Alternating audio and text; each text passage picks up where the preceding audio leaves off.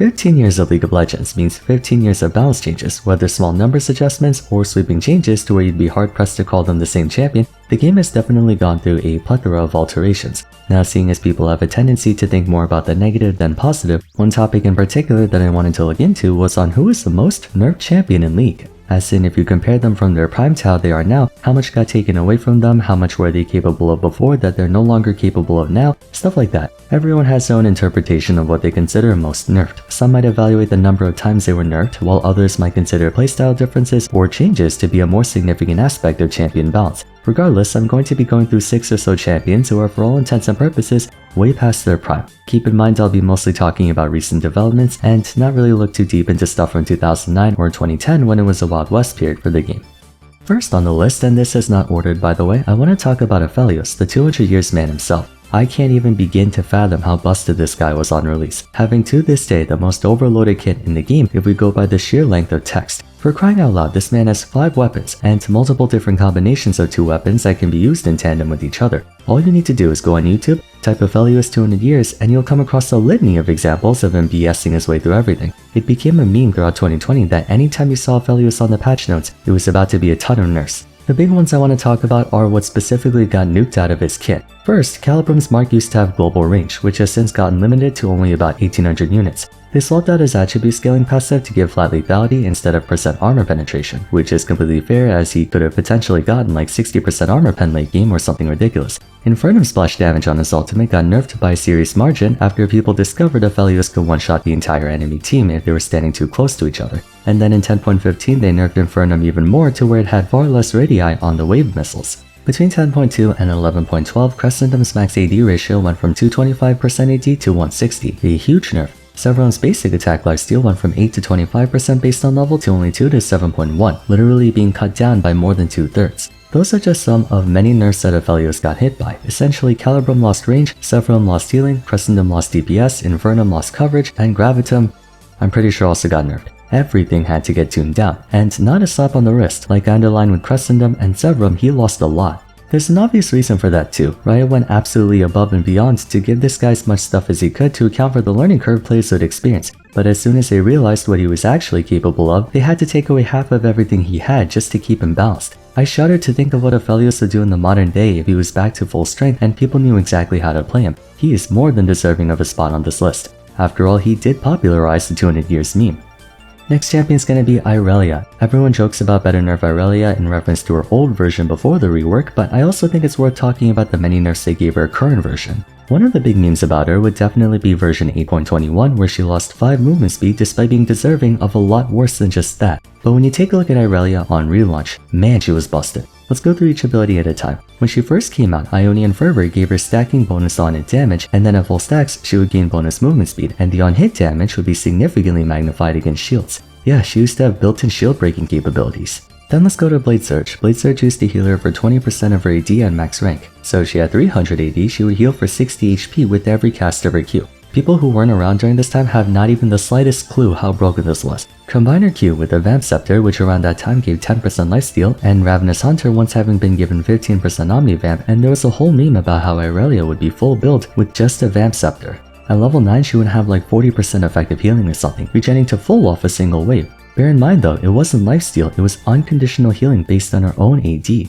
Next up, Defiant Dance. Defiant Dance used to reduce all incoming damage by up to 65%.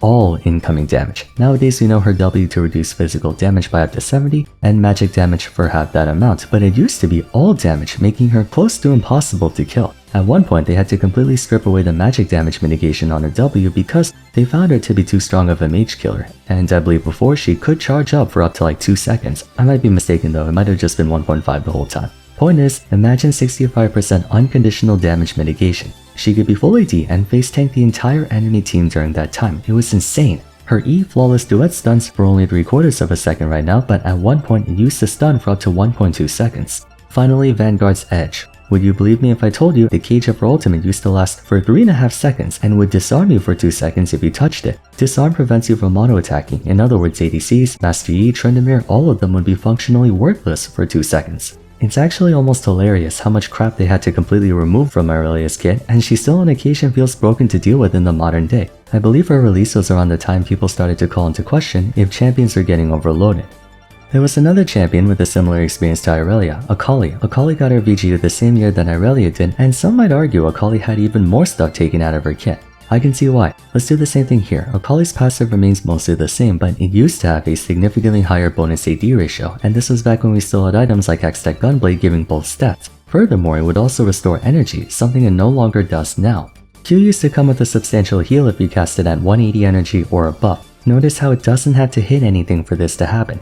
An energy champion had neutral sustain. She could hang back, wait for her energy to come back to near full, and then just use it over and over and over again to heal herself back up. She could poke you in neutral and heal at the same time, and this was on a quote-unquote assassin. W, oh ho ho, her W. Akali's Twilight Shroud used to have its duration extended by half a second every time she entered or exited the Smoky Donut, rewarding players who used it for combat and less for stealth, making it last up to 10 seconds. The real kicker though was that her stealth was able to completely bypass True Sight, including True Sight offered by towers. While it would show her silhouette moving about the cloud, she would be unselectable as if she was still invisible, giving her the wondrous privilege of being able to tower dive without getting continuously attacked by the turret. They even emphasized that in her champion spotlight. I can't figure out for the life of me how this got past testing. No one in their right mind would have signed off on this, but let's keep moving. Shuriken Flip used to do physical damage. Why this matters is that it made her do hybrid damage, making it so itemizing armor or magic resist would only be half as effective. Her Q and passive would deal magic damage while her E would do physical, so it was a meaningful split. And on the topic of split, her ultimate. Like Akali's E, it too used to do physical damage, physical on the first hit and then magic damage on the second. Nowadays her entire kit is magic damage, so you can just itemize MR to keep her in check. But anyway, not only was the first cast a perfect execution of free target dash, but any targets that got hit by it would get stunned for half a second. In application, half a second may not appear all that much, but the fact that she had hard CC to begin with made it so she could cancel channels or keep enemies in place for even a split second for her team to do stuff as well. Also, this meant she had 2 long-range high-speed free target dashes that gave her both rushdown and escape potential. Full Power Akali was covered in so much detail that she might be in contention for the most gutted champion in the entire game feature-wise. Continuing on, let's go through Atrox. This might be a bit of a hot take, but hear me out. Atrox was an absolute fiend upon getting his initial rework, not in the sense of being overloaded per se, rather there's a big difference between what he is now and what he used to be.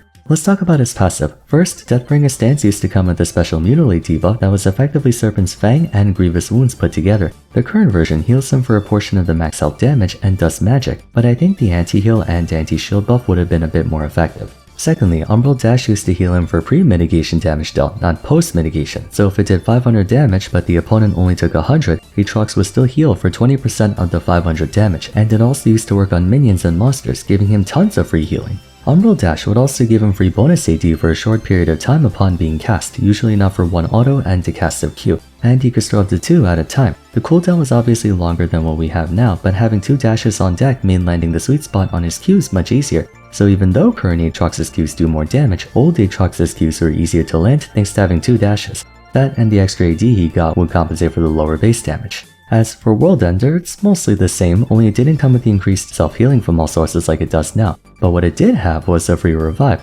Unlike other revives though, Atrox was allowed to move around while resurrecting, giving him the ability to reposition and continue fighting again. He would also be able to get the movement speed back again when out of combat. It's unclear as to whether the significantly higher AD and healing is better or the ability to revive, but I would say old Atrox was definitely more practical for pro play and higher elo. Seeing as they took away the revive, the mutilation, and double dash, I don't think Atrox is the most controversial choice to feature on this list.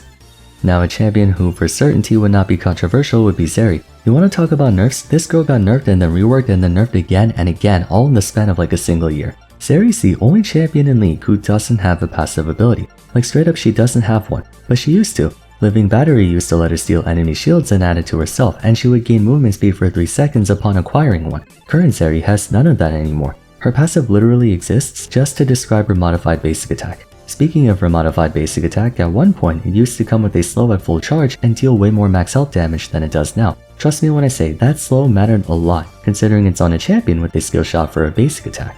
Burst Fire was, for all intents and purposes, her basic attack, that did both basic attack stuff and spell stuff too, or at the very least it could apply Spellblade. It also used to stack tier of the goddess. Normally, you can only stack tier through autos after buying Mana Munat, but because Zeri's Q counted as a spellcast, it would stack tier as well. The intricacies of her ability history are kind of complex to talk about, so if you want more context on that, I suggest you watch my dedicated video on Zeri's history. But essentially, this champion used to be able to go top and mid, kind of like how Smolder's been doing that over the past year, and she had like a 55% win rate in solo lanes with a 57% win rate in bot lane. Zeri was absolutely disgusting on release. She had an auto attack range of like over 750 due to burst fire, she could do hybrid damage, and build bruiser items like Triforce, Titanic Hydra, and Black Cleaver.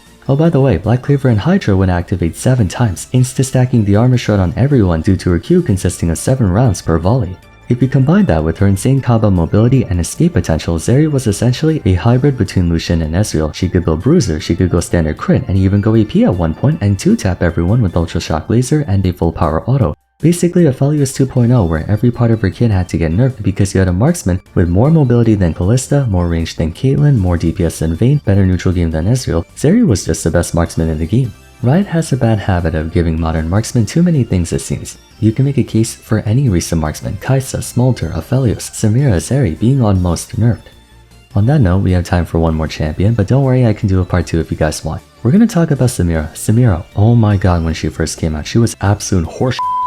Compared to the aforementioned champions, Samira still plays more or less the same way, but the real reason I want to cover her is that on release, she became the highest pentakill champion in League, eclipsing Katarina and Master Yi overnight. Like, I'm not kidding, the first month of Samira, there were pentakill montages like you wouldn't believe. She was a marksman with the base stats of a melee champion and could literally dive in 1v9 without any assistance from her team. I mean, she can still do that today, but there was much less counterplay back then. To open up, her passive and Q remained mostly the same over the years, not really changing all that much with the sole exception of her melee Q once having applied lifesteal at full effectiveness. A single Q with a full stack Ravenous Hunter and maybe a Mortal Shield bow, Samira could heal for hundreds per cast.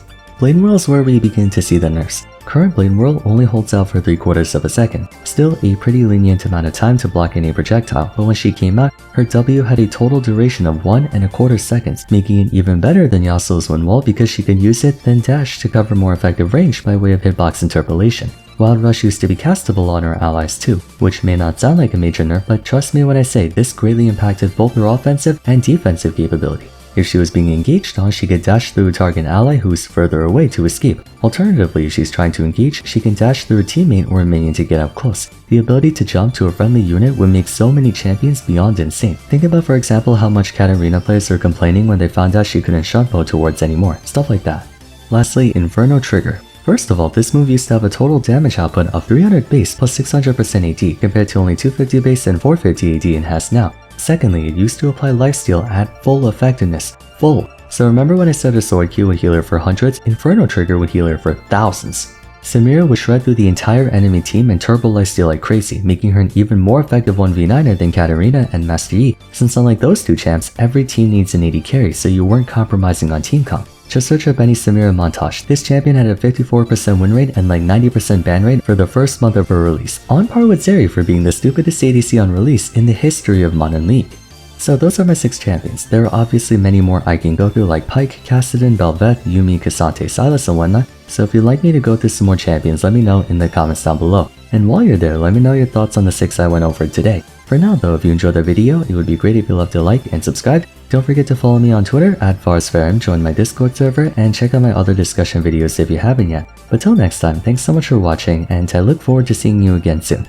Take care.